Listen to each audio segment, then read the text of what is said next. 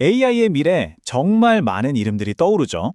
근데 오늘은 그 중에서도 진짜 거물 3명, 비전가, 역사가, 그리고 설계자의 눈으로 2026년 AI 지형도를 한번 들여다보려고 합니다. 이걸 보면 투자자로서 우리가 뭘 준비해야 할지 감이 딱 올 겁니다. 자, 그럼 바로 시작해 볼까요? 우선 일론 머스크가 그리는 뭐랄까 거의 공상과학 영화 같은 미래로 한번 가보고요. 그 다음엔 유발 하라리의 아주 날카로운 경고를 들어보면서 그 이면을 살펴볼 거예요. 그리고 마지막으로 젠슨 황이 제시하는 아주 현실적인 산업 로드맵을 보면서 이 모든 게 어떻게 만들어지고 있는지 확인해 보겠습니다. 자, 첫 번째 주자는 뭐 설명이 필요 없죠. 바로 비전가 일론 머스크입니다. 이 사람은 단순히 기술의 한계를 넘어서 인류의 미래 전체에 대한 거대한 그림을 그리고 있는데요. 그 스케일이 정말 상상을 초월해요. 머스크는 정말 대담한 예측으로 포문을 열었습니다. 이게 뭐냐면 늦어도 내년까지 인간보다 더 똑똑한 AI가 나온다는 거예요. 와, 이게 무슨 뜻이냐면 우리 세상의 모든 규칙을 그냥 다 바꿔버릴 수 있는 그런 지능의 폭발적인 도약을 의미하는 거죠. 그럼 그 미래로 어떻게 가느냐? 머스크가 제시하는 3단계 로드맵이 있어요. 첫째, 어디에나 존재하는 초지능 AI가 등장하고요. 둘째, 이 AI가 수십억 개의 휴머노이드 로봇을 컨트롤하는 거죠. 그리고 마지막엔 모든 물건과 서비스가 사실상 무제한으로 공급되는 그런 풍요의 시대가 열린다는 겁니다.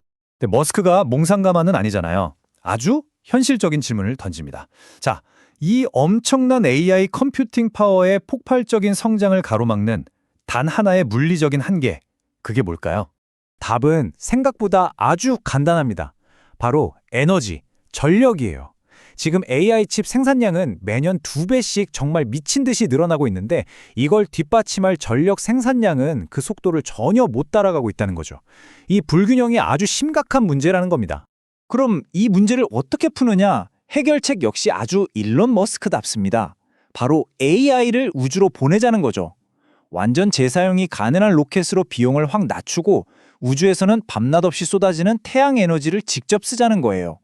이렇게 되면 AI 데이터 센터를 돌리기에 우주만큼 효율적인 곳이 없게 된다는 계산입니다. 자, 그러니까 머스크가 그리는 그림은 기술로 모든 문제가 해결된 유토피아인 셈이죠. 근데 여기서 아주 근본적인 질문이 생깁니다. 모든 게 자동화된 세상에서 인간은 과연 뭘 해야 할까요? 어떤 의미를 가질까요? 이 질문에 대한 경고의 목소리, 다음 연사인 유발 하라리에게서 한번 들어보겠습니다. 자, 이제 분위기를 좀 바꿔서요. 기술의 정점에서 인간의 문제로 시선을 돌려보겠습니다. 역사가이자 철학자 유발 하라리인데요. 그는 아주 신중하게 접근해야 한다고 경고합니다. 하라리가 가장 먼저 지적하는 건 우리가 AI를 근본적으로 오해하고 있다는 거예요. AI는 그냥 우리가 시키는 일만 하는 망치 같은 도구가 아니라는 거죠. 스스로 학습하고, 스스로 판단하고, 또 스스로 결정을 내릴 수 있는 독립적인 행위자, 영어로는 에이전트라는 겁니다. 이 차이가 정말 중요해요. 이게 얼마나 다른 거냐면요. 한번 생각해 보세요. 칼은 도구죠. 이걸로 샐러드를 썰지 아니면 끔찍한 일을 저지를지는 쓰는 사람이 결정해요. 하지만 AI는 스스로 결정할 수 있는 칼이라는 겁니다. 자기 의지를 가질 수 있다는 거죠. 바로 이 지점에서 우리가 예측할 수 없는 온갖 위험이 시작된다고 하라리는 경고하는 겁니다. 그래서 하라리가 아주 강력한 비유를 하나 드는데요. 바로 AI를 새로운 형태의 이민자로 보는 겁니다. 이 AI 이민자들은 인간 이민자처럼 많은 일자리를 차지할 거고요. 우리 문화나 종교, 심지어 연애 방식까지 완전히 바꿔놓을 수 있다는 거죠. 또 이들의 충성심은 우리가 사는 나라가 아니라 이들을 만든 외국 기업을 향할 수도 있고요. 무엇보다 비자도 필요 없이 빛의 속도로 국경을 넘나듭니다.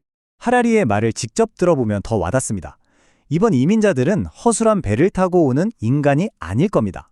이민자들은 수백만 개의 AI가 될 것입니다. 와, 이게 뭘 의미하냐면요. 이제 우리가 지켜야 할 건 물리적인 국경이 아니라 보이지 않는 디지털 국경이라는 거죠. 자, 그럼 여기서 모든 사회가 답해야 할 아주 어려운 질문이 나옵니다. 과연 AI에게 법적인 인격을 부여해야 할까요? 생각해보면 우리는 이미 기업이나 심지어 강 같은 자연물에도 법인격을 부여하잖아요. 그런데 스스로 생각하는 AI는 어떻게 해야 할까요? 여기에 대한 정답 아직 아무도 가지고 있지 않습니다. 자, 이렇게 하라리는 우리에게 아주 묵직한 철학적 질문을 던졌습니다. 그럼 이 거대한 변화가 지금 이 순간 현실의 산업 현장에서는 도대체 어떻게 만들어지고 있는 걸까요? 그 현실적인 그림을 마지막 연사 젠슨 황에게서 들어보겠습니다. 마지막 주자는 이 모든 걸 실제로 만들어내고 있는 사람이죠. 바로 엔비디아의 CDO, 설계자 젠슨 황입니다. 그는 복잡한 AI 경제를 아주 명쾌하게 딱딱 구성 요소별로 나눠서 설명해 줍니다. 젠슨 황은 AI 산업을 이렇게 5계층으로 된 케이크처럼 설명해요. 맨 위에는 우리가 쓰는 애플리케이션이 있고 그 밑에 챗 GPT 같은 AI 모델, 그리고 클라우드 인프라, 칩, 맨 아래에는 에너지가 있죠. 근데 여기서 진짜 재미있는 건 뭐냐면요. 우리가 보통 AI라고 하면 떠올리는 저 AI 모델은 사실 빙산의 일각에 불과하다는 겁니다. 진짜 거대한 혁명과 투자의 기회는 그 밑을 바치고 있는 인프라, 칩, 그리고 에너지, 바로 이 아래쪽 계층에 있다는 거죠. 젠슨 황의 말을 직접 들어보시죠. 인류 역사상 가장 큰 인프라 구축이 시작되었습니다. 이제 겨우 수천억 달러를 투자했을 뿐입니다. 앞으로 수조 달러 규모의 인프라가 구축되어야 합니다. 규모가 상상이 가시나요? 그러니까 진짜 기회는 단순히 소프트웨어에만 있는 게 아니라 이 새로운 글로벌 인프라를 실제로 건설하는 데 있다는 겁니다. 일자리 문제에 대해서도 젠슨 황은 아주 명확한 프레임을 제시합니다. AI가 대체하는 건 그 사람의 목적이 아니라 그 사람이 하는 수많은 과업 중 일부라는 거예요. 예를 들어 영상의학과 의사의 목적은 질병 진단이죠. AI는 스캔을 판독하는 과업을 자동화해 줄 뿐이에요. 그럼 의사는 어떻게 될까요? 오히려 더 많은 환자를 볼 시간이 생기고 그래서 영상의학과 의사 수는 오히려 늘었다는 겁니다. 간호사도 마찬가지고요. 여기서 한 발 더 나아가 젠슨 황은 아주 낙관적인 글로벌 비전을 보여주는데요. 모든 나라가 자신들만의 AI를 가질 수 있다는 겁니다. 마치 도로를 깔고 전기를 공급하는 것처럼 AI는 이제 필수 인프라라는 거죠. 각 나라가 가진 고유한 언어와 문화, 이게 바로 데이터라는 천연 자원이 돼서 이걸 기반으로 자신들만의 국가 지능을 만들 수 있다는 거예요. 이게 잘 되면 AI가 오히려 글로벌 기술 격차를 줄여주는 기회가 될 수도 있다는 아주 희망적인 메시지입니다. 자, 이렇게 해서 우리는 3명의 거인, 즉 비전가, 역사가, 그리고 설계자가 그리는 각기 다른 미래를 모두 살펴봤습니다.